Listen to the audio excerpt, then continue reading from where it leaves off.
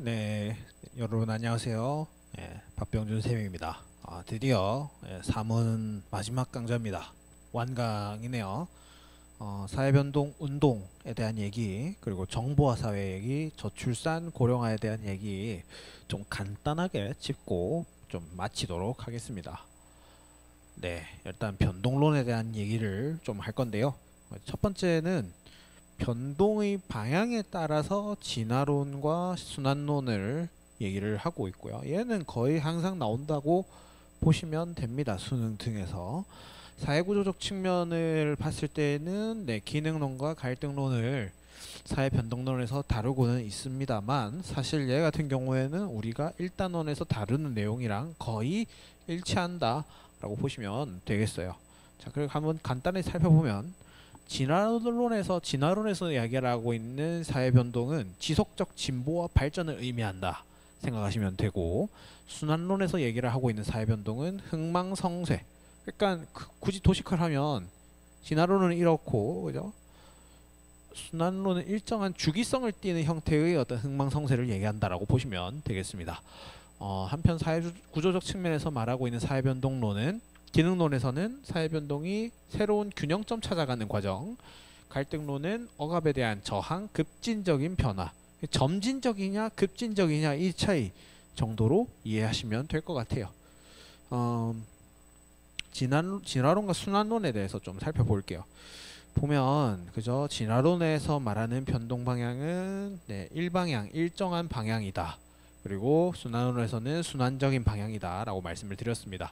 진화론에서는요, 어제보다 더 나은 오늘 사회, 오늘보다 더 나은 내일의 사회를 전제하고 있다라고 보시면 되겠어요. 그래서 단순함에서 복잡한 사회, 미개함에서 진보하는 사회라고 보시면 된다 생각하시면 되고요. 한편 순환론입니다. 순환론 같은 경우에는 계속 이렇게 쭉 우상향하는 걸 얘기하지 않다 했죠. 그죠? 이렇게 주기성을 띠는 생성, 성장, 쇠퇴, 소멸, 이런 어떤 주기를 가지고 반복을 한다라고 보시면 되겠습니다. 주로 토인비라고 하는 사람이 이제 순환론자에 가깝죠, 그죠? 진화론의 특징은요, 항상 그죠? 사회 변동은 항상 유익한 거고 진보하는 거라고 생각을 하는데, 그 진보, 그러면 그 더 나은 사회라는 것은 누가 만든 기준이냐? 서구 사회를 얘기를 한다라고 보시면 되겠습니다. 그래서 이 기준 자체가요, 이 진보의 기준이 서구 사회라고 하는 이 말 자체가 진화론의 장점이 될 수도 있고 한계점이 될 수도 있어요. 장점은 그죠, 개도국이 선진국화되는 어떤 과정에서 서구 모델을 적절하게 사용하는 그런 케이스들이 생겼거든요. 그런 부분들 보면서 거봐, 우리 서구 모델 잘 따르면 너네도 배불리 살 수 있어 라고 하는 그런 어떤 긍정적인 점들을 심어줄 수가 있죠. 하지만 한계점은 있습니다. 분명히 근데 퇴보한 사회들은 존재를 하고 있죠. 아르헨티나 같은 것들, 그죠? 그런 국가들 보면은 한때 아주 잘 나갔던 국가인데 이렇게 한번 꼬꾸라지니까 그 뒤로 이렇게 잘 재기를 못하고 있잖아요, 그죠? 안타까운 케이스. 혹은 그죠, 이 서구 중심의 세계관을 활용해가지고 악용해가지고 제국주의 역사를 옹호하는 일이 생길 수도 있다라는 점 조금 말씀을 드려봅니다. 한편 순환론은요, 특징이 있어요. 일단 운명론적이에요. 조금 종교틱한 느낌이 들어요, 사실은. 그러니까 이렇게 성장을 하고 있다 보면 어느 시점에 쟤들은 언젠가 소멸하고 쇠퇴할 거야, 이런 생각을 한다라는 거죠. 그거 자체가 그냥 어느 정도의 예정되어 있다라고 보고 있는 부분이 있고요. 사회변동은 진보나 발전을 의미하는 것이 아니다라는 얘기를 하고 있습니다. 역시 그죠, 이 순환론을 통해서 역사적인 흥망성쇠의 과정을 적절하게 설명할 수가 있습니다. 그죠? 영원한 건 절대 없다, 뭐 이런 얘기도 있잖아요, 그죠? 그거랑 일맥상통하는 내용이 될 수도 있는데, 한계점으로 얘기를 하자면, 그래서 이거 언제 쇠퇴한다는 거야? 그지? 소멸했으면 언제 생성이 된다는 거야? 이 희망이 있는 거야? 뭐 이런 내용들을 얘기할 수 있다는 거예요. 그러니까 진화론은 최소한 내일은 더 나을 거야라고 하는 방향성을 계속 똑같이 일관성 있게 제시를 해주는데, 얘는 그렇지 않다라는 거죠. 그리고 이런 거예요. 순환론의 입장에서는 방금 전에 봤었던 그 얘기를 조금 더, 그러니까 이렇다는 거잖아요, 그죠? 조금 더 주민해서 보면은 이런 얘기예요. 진화론자들은 계속해서 이렇게 진보할 거다라고 얘기를 하고 있는데 순환론자들 입장에서는 이쯤 왔을 때 야 이제는 언젠가는 쇠퇴하고 소멸하겠다라고 생각을 한 거예요. 근데 또 새로운 뭔가가 나오고 이쯤이면 이제 진짜 고점이야. 언젠가 망할 거니까 두고 봐. 뭐 이렇게 했는데 또 성장하고 또 성장하고 또 성장하고 이렇게 될 때까지 설령 이렇게 된다 해도 이렇게 될 때까지의 시기가 너무 긴 거예요. 그렇죠? 너무 롱텀인 거죠. 너무 롱텀인 거예요. 이거 언제 기다려? 그래서 중단기적인 사회 변동에 대해서 적절하게 설명할 수 없다라는 점. 그리고 사람이 인류 사회가 마냥 이렇게 고꾸라지기만 했느냐? 만약에 여기서 하락 곡선이 보일 듯 싶으면 인간이 여기에서 뭔가 역동적인 어떤 게임 체인저, 그죠? 게임 체인저가 나타나서 판을 뒤집는 경우도 없었냐? 뭐 이런 얘기를 하는 겁니다. 그래서 인간 행위 역동성을 적절하게 설명할 수 없다라고 하는 것이 이제 순환론의 한계점이 되는 거겠죠. 그죠? 예. 그래서 장단점을 잘 보시고요. 기능론 갈등론은 말씀드렸던 것처럼 똑같습니다. 기본 방향이 기능론에서는 사회변동이라고 하는 것은 일시적인 불균형을 회복하는 상태다. 균형을 맞춰 나가는 상태다. 그래서 일시적 불균형은 사회병적인 현상이다. 이런 얘기를 하는 거죠. 한편 갈등론 같은 경우는 그죠? 지배 집단의 강제와 억압에 저항하는 그런 과정이다 라고 보시면 되겠습니다. 그죠? 누군가가 강제하고 억압하고 참다가 이제는 안 되겠다, 이거 갈아엎어야지 확 해버리는 그런 상황 자체를 사회변동이라고 보고 있죠. 그러니까 당연히 기능론은 점진적으로 같이 합의를 해가는 어떤 아름다운 과정으로 사회변동을 보고 있지만 얘 같은 경우에는 좀 급진적이고 좀 처절한 거예요. 그죠? 급진적 사회변동을 설명한다, 이런 얘기.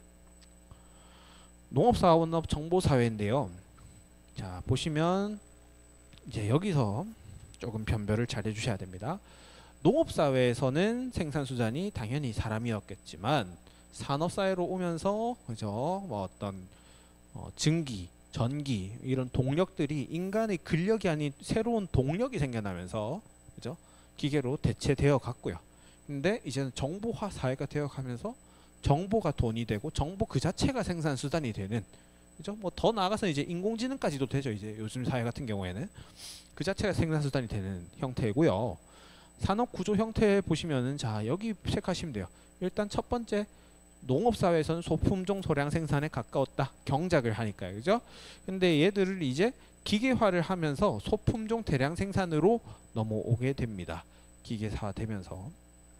근데 아직까지는 소품종인 거죠. 그러니까 각 개별의 어떤 요구 사항, 니즈 같은 것들을 세세하게 맞춰주기는 힘든 뭐 그런 사회였던 겁니다. 근데 사회가 점점 다원화되고 하면서 개별 수요를 최대한 맞춤형 형태로 충족해주는 그런 사회가 온 거죠.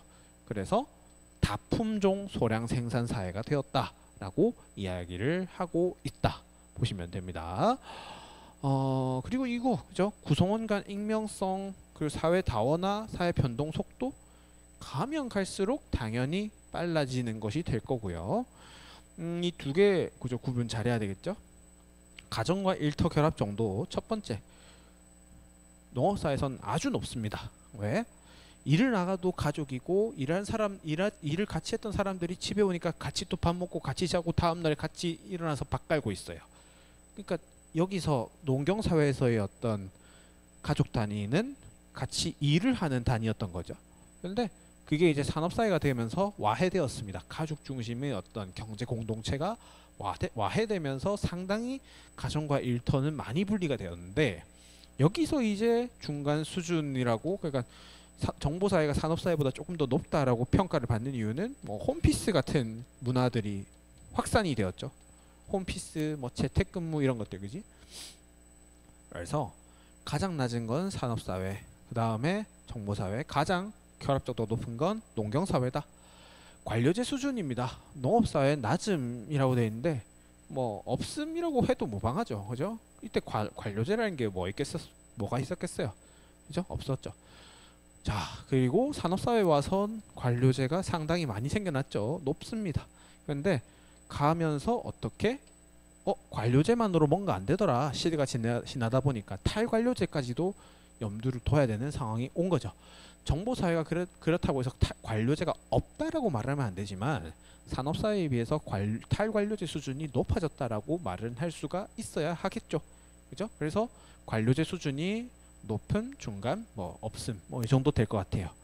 그리고 미디어 형태도 가면 갈수록 단방향에서 쌍방향 의사소통을 추구하는 매체가 되더라. 뭐 이 정도 아시면 될 것 같아요. 네, 분류 잘 하시고요. 마지막 이제 저출산 고령화 부분만 얘기하면 끝입니다. 이제 우리 두 가지 얘기만 하고 마칠게요. 이제 첫 번째입니다. 인구학적 분류를 봤을 때 0에서 15세 미만 14세까지를 우리는 유소년, 15세에서 65세까지를 생산 가능한 인구, 65세 이상이 되면 노년 인구라고 얘기를 합니다.